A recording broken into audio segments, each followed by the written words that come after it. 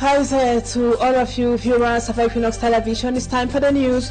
We thank you so much for being with us. Our Majesty right away blackout across the city of Douala. The local population is complaining about power rationing by the electricity distribution company, especially during these periods of Christmas when business is at its peak and business people complain frequent power cuts has been playing down on their businesses or on their daily returns. We will be telling you more about the losses incurred by business process in the city of Douala in this edition of the news. And out of Cameroon, over 100 people died in an earthquake which happened last night that was in Asia. Viewers, those are our major stories. Details will be followed.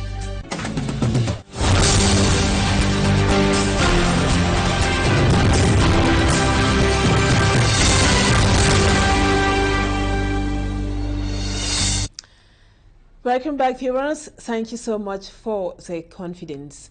Rising hostilities in war-torn regions of Cameroon, including the northwest, the southwest, and the far north regions, have been blamed on limited or no community peace crusaders. Speaking at the headquarters of the Central Africa Human Rights Defenders Network, REDAC, in Douala today, human rights activists disclosed if girls and women were brought in as peace mediators or crusaders, the situation in Cameroon would have been different or less chaotic. Let's now have more with Innocent Azza.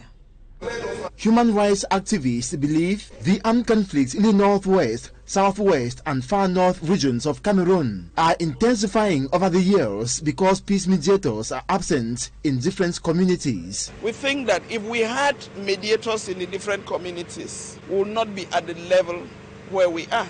In the northwest region, this is 7 years running. In the extreme north region, this is 9 years. What is happening in our country will not expect experts from elsewhere.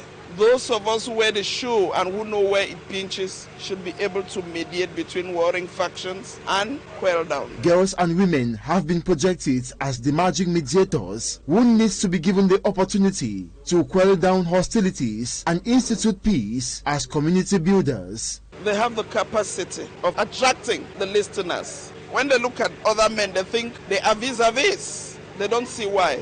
But with a woman who comes to mediate, the tendency is they will have that soft spot and will be able to listen to the women. Even worldwide, we've realized that the inclusion of women in peace processes accelerates the process. The human rights activists ask the fact that girls and women are first respondents, like during the start of the Anglophone crisis, have an essential role to play to restore peace through national reconciliation. We saw in the northwest and southwest, we saw mothers who dug graves to bury. They are the first respondents. They are those who stay there to take care of both parties in the conflict. A woman will be less biased. All these featured during a training workshop at the head office of the Central Africa Human Rights Defenders Network, REDAC, in Douala.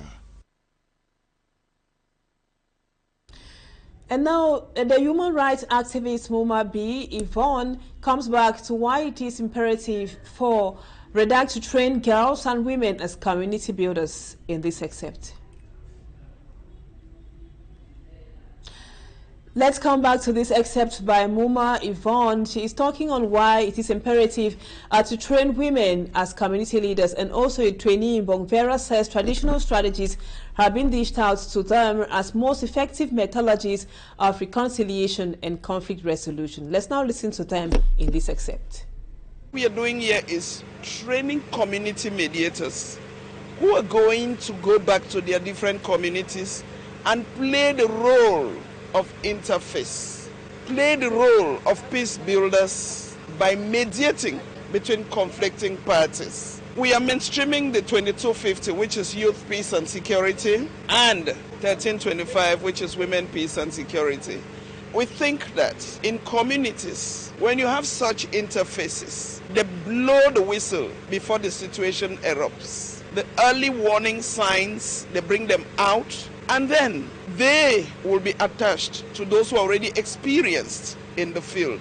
Methodologies, I believe that in the yesteryears, we have had traditional methods. Over discussions, conversations, and laughs, we end up sharing kola nuts or drinking sha or white stuff. which I believe are methodologies that we have been doing in yesteryears and which has been working. I believe it's important to bring these things back. Many people in the community still go by the fact that they have to share kola nuts when they resolve problems. So I believe that bringing all sorts of strategies is good, especially creating of clubs as well, peace clubs in the communities where women have to gather sometimes and then discuss about their shortcomings, about their challenges and about their problems, and having leaders or mediators like us come in and tell them this is the situation that you're actually experiencing, and I believe that this is how you are going to go by it, because we are there to be the middle person to tell them with the strategies that we have learned, with trainings that we have had, this is the best way to go about it, and this is how you should go about solving peace in your communities and cohesion, social cohesion, for peace to reign in Cameroon, for hate-free Cameroon as well. And now, after 9 years of what lawyers qualified as a gross violation of the law by the Minister for Justice, the bar examination has finally been launched. It will be written on March next year. Babila Janasan spoke with Barrister Tamfu Richard and now reports. It took close to a decade for law graduates aspiring to be lawyers to be given the possibility to seek access into the Cameroon Bar Association. Because of the delay and violation of the law and the rights of aspirants, two lawyers, Barristers Tamfu Richard and Anyang Lewis Fonchenala, dragged the Minister of Justice Laurent Esso to court. The launching of the bar exam in Cameroon by the Minister of Justice is salutary, even though it was long overdue, because in principle this exam is supposed to be launched every year in the month of December by the Minister of Justice. But it has become a routine of recent that we have to wait for 8, 9 or 10 years before this exam is launched, in complete violation of the law. The Minister of Justice, who is the custodian of respect of the rule of law in the country, should be able to do his job properly. It is not a favor from the Minister of Justice to launch the bar. It's an obligation according to the law for him to do so. The delay has had far-reaching consequences, especially on the aspirants. This long period also gives a lot of frustration, because we have seen so many going out of the country to have admission into foreign bars, into foreign law schools. After the degrees, the certificate at the university, waiting for the bar exam. Some of us went to Rwanda and Nigeria and so far, but waiting in Cameroon, we are so happy for the fact that the bar exam has been launched this year. It's very difficult waiting for a long time like that.